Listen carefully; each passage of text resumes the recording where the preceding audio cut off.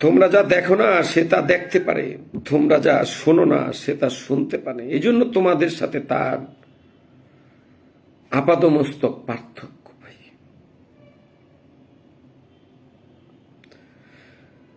আমাদের বুঝতে হবে আমরা আশরাফুল মাখলুকাত, মানুষের জন্য আমরা উদ্যোক্তা। আমরা যা খাবার তৈরি করি সেটা মানুষ খায়, আমরা যা বাজারজাত করি সেটা মানুষ খাবে।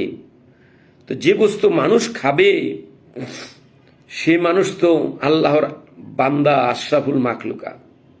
সে হতে পারে মুসলমান না, অন্য ধর্মের, সে হতে পারে হিন্দু, বৌদ্ধ, খ্রিস্টান, যে কোনো ধর্মের, অথবা আপনিও হতে পারেন অন্য ধর্মের উদ্যোক্তা। আপনার খাবারটা মুসলমানরা খাবে। তা আপনাকে বুঝতে হবে যে আশরাফুল মাখলুকাত কি খাবে। তার মানে সৃষ্টির সেরা যে সৃষ্টি মানুষ, সে মানুষ খাবে। আপনি তার জন্য মায়ের মতো যত্নশীল করে একটা কিছু তৈরি করেন, তাকে দেন। আপনি দায়িত্বশীল উদ্যোক্তা হন, মায়ের মতো সেবা করুন। আপনি আশরাফুল মাখলুকাতকে ঠকাতে পারেন না ভাই।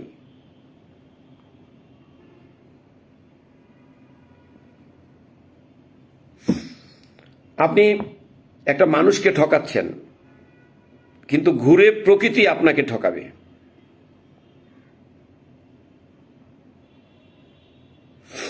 আমরা প্রত্যেকেই কথা জানি, কিন্তু আমরা যতটুকু জানি তার কিঞ্চিত ঠিক মতো মানি না, আমিও না। আল্লাহ আমাদের সকলকে মানার তৌফিক দিন। জানা নাম হইল ইলিম। জানার নাম কি? ইলিম, মানে জ্ঞান। আর মানার নাম আমল। এই দুইটার সমন্বয় হইল জন্ম নেয় সফলতা। বাবা মা, তারপরে সন্তান। ঠিক জানার নাম ইলিম, মানার নাম আমল। দুইটার সমন্বয়ে যেটা হয় সেটা হলো দুনিয়া এবং আখিরাতের শান্তি। এজন্য আমরা সৎ কাজের আদেশ করব, অসৎ কাজের নিষেধ করব। আমরা বলবো সবাই উদ্যোক্তারা ভেজাল মুক্ত পণ্য তৈরি করবেন। এটা হলো সৎ কাজের আদেশ। অসৎ কাজের নিষেধ করব, মানে কেউ ভেজাল পণ্য বানাবেন না। এ দেশটা আমাদের, এটাকে সুস্থ রাখা, এদেশের মানুষদেরকে সুস্থ সবল রাখা, কর্মঠ করে গড়ে তোলা আমাদেরই দায়িত্ব। আপনার সন্তান আপনার সন্তান, আর আমার সন্তান আপনার সতীনের সন্তান, এরকম কেন ভাই? আমার সন্তান আমার সন্তান, আপনার সন্তান আমার সন্তান যেদিন আমরা মনে করব, সেদিনই এই দেশটি শস্য শ্যামলা, সুফলা, উর্বর, শান্তিময় এবং অর্থনৈতিক সমৃদ্ধিতে ভরা হবে ইনশাআল্লাহ। আজকে আমাদের যে আলোচনার বিষয়বস্তু ছিল, জিতে যাই কর্মের কাছে, হেরে যাই রাগের কাছে। তাহলে আমরা কি করব? এখন থেকে আমরা কর্মের কাছে জিতে যাব। 10টা কামাইলে সব শেষ করে ফেলবো আজকে। আর যদি 8টা শেষ করি তাহলে কামের কাছে হেরে গেলাম, 2টা কাম বাকি রয়ে গেল। আর যদি 10টা কাম শেষ করে ঘুমাই আর কামরে বুঝাইতারি যে তুই আরো আয়, আমি তোরে আরো দিতারুম, তাইলে আমরা কাজের কাছে জিতে গেলাম। আর রাগের কাছে হেরে যাব, রাগকে না বলবো। রাগ আমাদেরকে ফুসলাইব চেতে যাওয়ার জন্য, বকা দেওয়ার জন্য, মারার জন্য, কিন্তু আমরা রাখবো না, আমরা রাখবো না। তুমি আমাকে ভেজা নেকড়ার মতো মুড়িয়ে মুড়িয়ে কষ্ট দাও। যেমন নরম নেকড়া বেশি মুড়ালে চিড়ে যায়, তেমন তোমার দেয়া কষ্টে আমার অন্তর ছিন্ন ভিন্ন হয়ে যায়। এই কেমন সুখ তোমার আমাকে কাঁদিয়ে। আমি প্রতিটি মুহূর্ত অপেক্ষা করি তোমার হাসির, তুমি অপেক্ষা করো কি আমার কান্নার। নির্ঘুম রাত্রি আমার অনাহারী পাকস্থলী, অজর ধারে কান্নার, সবই তোমার জন্য। আমার কোনো কষ্টই কি তোমার কাছে কষ্ট বলে মনে হয় না? নাকি তোমার অন্তর জাফলংয়ের পাথর? না লুকানোই তোমার স্বভাব? বড় অবাক লাগে এই কেমন পাগলামি আমার। জীবনে সব কিছু থাকতে হয়, আর আমার আছে কবিতা। কবিতাকেই ভালোবাসি আমি, ভালোবাসি তোমাদের। লক্ষ কোটি বৃষ্টির ফোঁটার মাঝে তোমার চোখের এক ফোঁটা জল লুকাতে পারে না আমার দৃষ্টি হতে। বৃষ্টির আড়াল থেকে তোমার কান্নার অশ্রু আমি সহজেই পৃথক করতে পারি। প্রকৃতি সুন্দর, কবিতা সুন্দর, তুমি তার চেয়ে সুন্দর। আসলে কি জানেন, আমি তো বলি যে জ্ঞানেরও একটি সদ্গা আছে, আর তা হলো মানুষকে সেই জ্ঞান দিয়ে কল্যাণের দিকে ডাকা। মানুষ, আপনাকে আল্লাহ যে জ্ঞান দিছে সেটা মানুষের কল্যাণে ব্যবহার করা, অকল্যাণে না। আমরা আল্লাহর কোনো নিয়ামতকে অস্বীকার করতে পারবো না। এই যে কথা বলার শক্তি আল্লাহ দিয়েছেন, কাউকে কান্নার শক্তি দিয়েছেন, কাউকে হাসার শক্তি দিয়েছেন, হাত দিয়েছেন, পা দিয়েছেন, অঙ্গ প্রত্যঙ্গ। সর্বোচ্চ আমাদেরকে মানুষ হিসাবে সৃষ্টি করেছেন, আমাদের শেষ নবী মুহাম্মদ সাল্লাল্লাহু আলাইহি ওয়াসাল্লামের উম্মত করে পাঠিয়েছেন। নিশ্চয়ই আমি আগে একদিন বলেছি, মানুষ সৃষ্টি 4 প্রকারে। হযরতে আদম আলাইহিস সালামকে সৃষ্টি করা হয়েছে, তার কোনো বাবাও নাই, মাও নাই। মানে আল্লাহ বুঝাই দিলেন যে মানুষ সৃষ্টির জন্য আমি বাবা মার কাছে বাধ্য না, মানে বাবা মার কাছে আমি আটকা না, যে বাবা মা একটা নারী পুরুষ লাগবো মানুষ বানাইতে। আল্লাহ মানুষ সৃষ্টি করছে, আদম আলাইহিস সালামকে কোনো বাবা মা নাই। আবার আল্লাহ কইছে জান্নাতে তোমারে দিমু, কিন্তু জান্নাত কি? বলে জান্নাত হইল ওইটা তুমি মনে মনে যা চিন্তা করো বাস্তবে তা দেওয়া হয় তোমাকে। ধরেন আপনি মনে মনে আপেল চাইতেছেন, আপনি তো জানেন আপেলটা কেমন, আপনি আপেল আইলো তা আপনি বুঝবেন যে এইটা হইলো আপেলটা। কিন্তু আপনি মনে মনে এমন জিনিস চিন্তা করতেছেন যে কি যেন মনে চাচ্ছে, কিন্তু সেটা আপনি জানেন না আপেল না কমলা না আঙ্গুর ফল, আপনি জানেনই না, কিন্তু কি জানি চাচ্ছেন। তখন যদি ওইটা আপনি হাতে পান খান, তৈরি দেখবেন কি আমি যেটা চাইছিলাম ওই স্বাদে এটা টক না মিঠা না কি, এটা তখন খাইলে আপনি বুঝবেন হয় এটাই আমি চাইছিলাম। তো আদম আলাইহিস সালামকে যখন আল্লাহ তাআলা জান্নাতে দিয়ে দিলেন, উনার মনে মনে কি যেন একটা চিন্তা হইল, মানে জান্নাতের সব সুখ পাওয়ার পরও কি যেন নাই। তারপরে উনি ঘুমায় গেলেন। আল্লাহ তাআলা উনার পাজরের হাড় দিয়ে হাওয়া আলাইহিস সালামকে বানাইয়া বসে রাখছে। হাওয়া আলাইহিস সালামের কি নাই? বাবা মা নাই। আদম আলাইহিস সালামের মাধ্যমে উনি সৃষ্টি হলেন, ওনার উৎস থেকে। তখন এই যে উনি মনে মনে চিন্তা করছিল যে কি জানি চায় কি জানি নাই, উনি ঘুম ভাঙার পরে হাওয়া আলাইহিস সালামরে দেখিয়া ওনার ভিতরে যে কি জানি নাই নাই ছিল ওটা চলে গেছে। তার মানে ওই নাই নাই জিনিসটা ওনার সামনে বয়ে দিছে, ওই সেম জিনিসটাই। এই জন্য ওনার মনে ওইটা আর চাচ্ছে না, ওইটা পাইয়া গেছে। তো জান্নাত হইল ওই জায়গা যে জিনিসের ডিজাইন আপনি জানেন না, ওইটা চিন্তা করলে ওই ডিজাইনটা সামনে চলে আসে। তাইলে এইভাবে 2 প্রকারের মানুষ সৃষ্টি হয়েছে। একটা হলো আদম আলাইহিস সালাম বাবা মা ছাড়া, হাওয়া আলাইহিস সালাম আদম আলাইহিস সালামের উৎস থেকে। আবার হযরতে ঈসা আলাইহিস সালাম ঈসা ইবনে মরিয়ম আলাইহিস সালামের গর্ভ থেকে, কিন্তু তার কোনো বাবা নেই। 3 প্রকার। চতুর্থ প্রকার আমরা সবাই বাবা মায়ের মাধ্যমে পৃথিবীর আলো দেখেছি। মনে রাখতে হবে 4টায় অবস্থায় আল্লাহ তাআলার চয়েস, আল্লাহ তাআলার সৃষ্টির কৌশল। আল্লাহ তাআলা এটা বুঝাই দিছেন যে তোমরা অহংকারী হও না, মনে করো না যে তোমাদের বাবা মায়ের কাছে মানে পৃথিবীর মানুষ সৃষ্টি করার জন্য আমি রব, আমি আল্লাহ কোনো জায়গায় বন্দী, মানে তোমাদের উপরে নির্ভর না, আমি সবভাবে পারি। তো আল্লাহ আপনাকে কোনো না কোনো ভাবে খাওয়াইবেন, ভালো রাখবেন। আবার আপনি চাইলেও কাউকে কষ্ট দিতে পারবেন না, আল্লাহ যদি তার কপালে কষ্ট না রেখে থাকে। জীবনে বিজয় আসে 1-2 গুণে গুণে, পরাজয় আসে অগণিত হারে। যাহা কিছু বিজয় তা আল্লাহর দান, যা কিছু পরাজয় তা আমার নিষ্কর্মের ফল। নিষ্কর্মের লজ্জা আমাকে চোখ খুলিতে দেয় না, অনুশোচনার আধারে আমি পথ খুঁজে পাই না। পর্বত উঁচু ঢেউ আমি কখনো ভাসি কখনো ডুবি, তবু আমি হুঁশের দেখা পাই না। পর্বত উঁচু ঢেউয়ে আমরা ভাসবো, আমরা ডুববো, তবু আমরা লেগে থাকবো। আমাদের প্রচেষ্টা থেকে আমরা কখনো দূরে সরে যাব না। আমরা কে কোন বিষয়ে কতটুকু চেষ্টা করেছি সেটারই হিসেব হবে, যে আমরা চেষ্টা করেছি কিনা, আমরা লেগে থেকেছি কিনা, সেটার বিচার করা হবে। এই জন্য আমরা কখনো আমাদের কোনো দায়িত্বকে এড়ায় যাওয়ার চেষ্টা করব না। আমরা কোনো বিষয়ের উপরে অবহেলা জায়গা দিব না।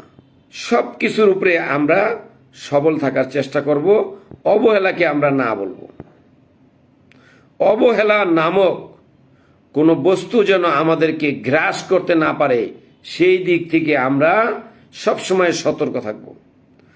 মনে রাখতে হবে, সৃষ্টি যার, সংবিধান তার। আল্লাহ আমাদের সৃষ্টি করেছেন এবং তিনি আমাদের সংবিধান দিয়েছেন কিভাবে আমরা আমাদের জীবন ব্যবস্থাপনা চালাবো। কেউ কম্পিউটার আবিষ্কার করলে সে ওইটার সাথে কি করে, একটা গাইডলাইন দিয়ে দেয় যে কম্পিউটারটাকে কিভাবে ব্যবহার করতে হবে, নষ্ট হলে কিভাবে ঠিক করতে হবে। একটা মোবাইল সেটের সাথেও একটা ক্যাটালগ দিয়ে দেওয়া হয়, সেটা পরিচালনা পদ্ধতি। তো মানুষকে পরিচালনা পদ্ধতি কোরআন, হাদিস, ইজমা, কিয়াস, যে সিলসিলা অনুযায়ী যে প্রসিদ্ধি। তো আমাদের মূল আলোচনার বিষয় হলো, এটি একটি উদ্যোক্তা প্ল্যাটফর্ম, উদ্যোক্তা সহায়তা কেন্দ্র, যেটা সম্পর্ক লিমিটেড দ্বারা পরিচালিত একটি ব্যবসায়িক প্রতিষ্ঠান।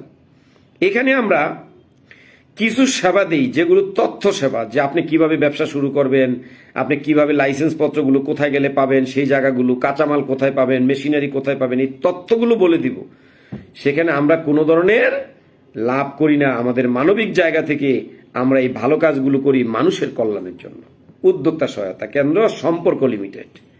আর সম্পর্ক লিমিটেড তার নিজস্ব কিছু কার্যক্রম, ব্যবসা বাণিজ্য আছে, সেগুলো দিয়ে লাভ করে, এবং কোনো উদ্যোক্তার সাথে যদি কোনো ধরনের ব্যবসা বাণিজ্য করে তখন সেখান থেকে শর্ত সাপেক্ষে লাভ করবে। কিন্তু পরামর্শের জন্য, বিভিন্ন ট্রেনিংয়ের জন্য এখনো পর্যন্ত কোনো ট্রেনিংয়ের জন্য কোনো পয়সা উদ্যোক্তা সহায়তা কেন্দ্র নেয়নি। আগামীতে এমন কোনো ট্রেনিং যদি আসে যেটাতে খরচ নেওয়ার দরকার হবে, তখন নিবে। উদ্যোক্তা সহায়তা কেন্দ্র একটি ব্যবসায়িক প্রতিষ্ঠান, কিন্তু মানুষের কল্যাণে কাজ করে, যেন এই দেশটা বেকার মুক্ত হয়, যেন এই দেশের একজনও কেউ বেকার না থাকে, এই দেশটি যেন আপনার উৎপাদনমুখী দেশ হয়, ঘরে ঘরে শিল্প গড়ে ওঠে। আপনার ড্রয়িং রুম ফাঁকা, ওইখানে একটা ফ্যাক্টরি থাকবে, মানে সবাই হাঁটবেন, চলবেন, মানুষ ব্যায়াম করে না, ওরকম 1 ঘন্টা 2 ঘন্টা মেশিন চালাবেন, একটা উৎপাদন করবেন। ঘরে যদি 10 জন থাকে, 1 ঘন্টা করে কাম করলে তো মেশিনটা 10 ঘন্টা চলবে। এভাবে করে আমরা একটি সফল সমৃদ্ধ দেশ হব, ব্যক্তি উন্নয়ন ঘটাবো, রাষ্ট্রের উন্নয়ন ঘটাবো, এবং দুনিয়া আখেরাতে শান্তিময় জীবন, আশরাফুল মাখলুকাত, সৃষ্টির সেরা হিসেবে আমি আমার দায়িত্ব কর্তব্যকে পালন করব। এটা হলো আমাদের লক্ষ্য, উদ্দেশ্য। তো আমি আমার জীবন, আমি যে কথা বলি, কোনো এডুকেশন থেকে বলি না, কারণ আমার কোনো সার্টিফিকেট নাই। এজন্য আমার 10টা কথায় 5টা কথা ভুলও হতে পারে। কিন্তু আমি জীবনে যে কর্ম করেছি, সেই অভিজ্ঞতাগুলো আপনাদের মাঝে রেখে যেতে চাই, কারণ আমি মরে গেলে আমার অভিজ্ঞতা কবরে চলে যাবে। সেই অভিজ্ঞতা আপনাদের মাঝে রেখে যেতে চাই।